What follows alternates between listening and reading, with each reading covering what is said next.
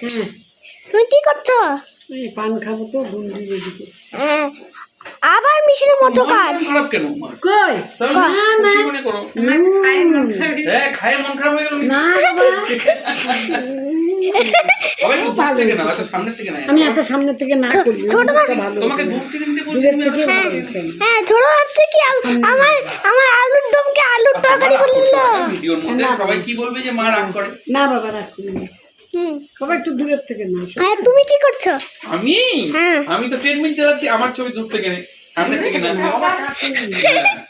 সবার ছবি দূর থেকে নিবি, তাহলে একটু ভালো আছে।